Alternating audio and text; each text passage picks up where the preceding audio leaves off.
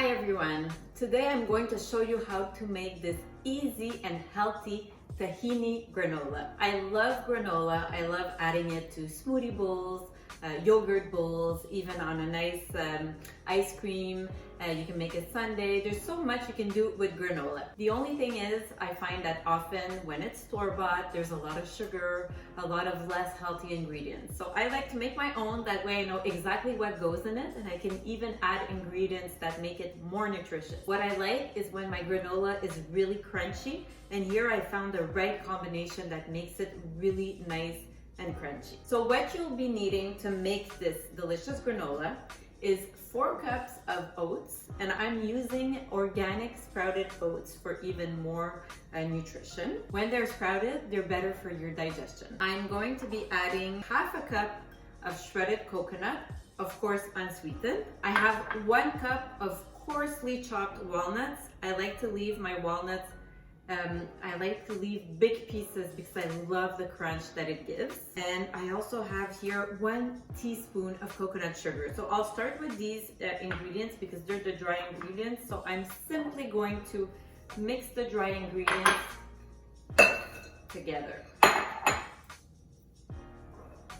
And I could probably be adding the spices as well. I want to be adding 1.5 teaspoons of cardamom, ground cardamom seeds. I'm actually at the end of my little packet here, so I will add what I have left.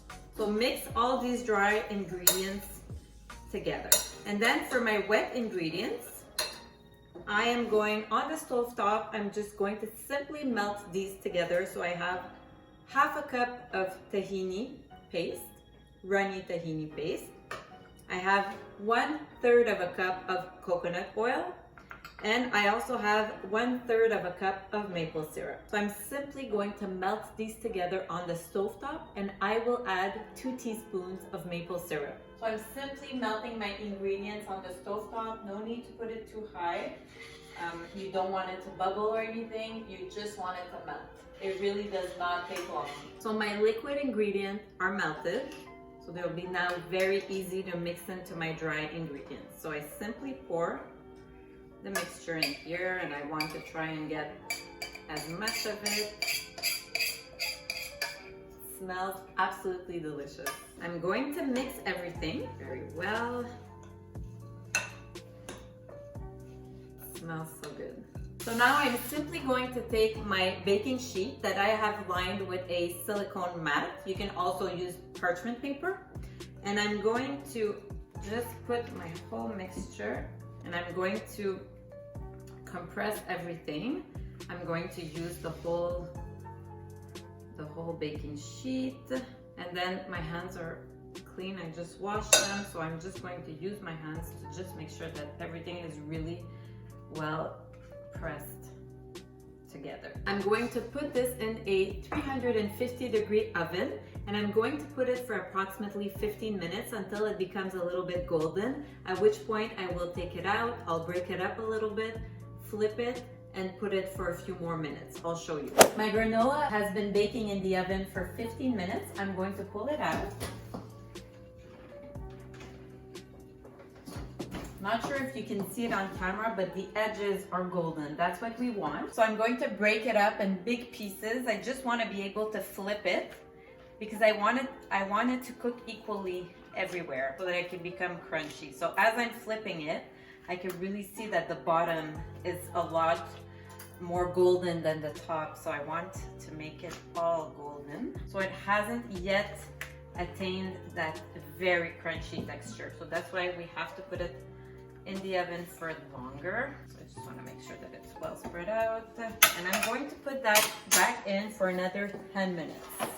So my granola has baked for 15 minutes at first. Then I took it out. You saw I flipped it by big pieces, and now 10 minutes later I believe that it's ready. When you're making it, make sure that you check it often you want to look for that golden and crunchy texture. It looks absolutely perfect. So now that my granola is ready, what I like to do to make it even more flavorful is that I will add a teaspoon of ground cinnamon as well as an additional teaspoon of ground cardamom. I find that it makes it really perfumey and delicious, and also because we didn't put too much sweetener, 1/3 of a cup of maple syrup for this whole quantity of granola is not that much. Therefore, this granola is not too sweet, but by adding the cinnamon and the cardamom, it sort of gives it this effect of being sweeter than it really is. I'm just going to freely spread my spices on the warm mixture. It smells so good. I love the smell of cinnamon, so delicious. And I'm going to mix it. It's better to let it cool down in the pan. That'll make it even more crunchy, more crisp. And once it's cooled down, then you can actually put it in a glass container and then you cover it.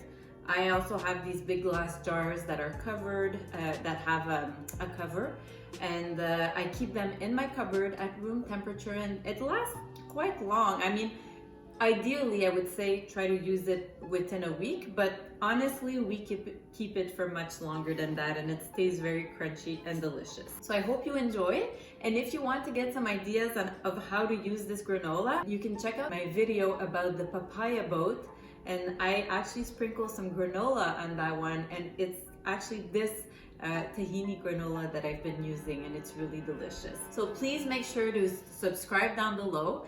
Check out my other videos, and I can't wait to see you again in my next video. Thanks for watching. Bye.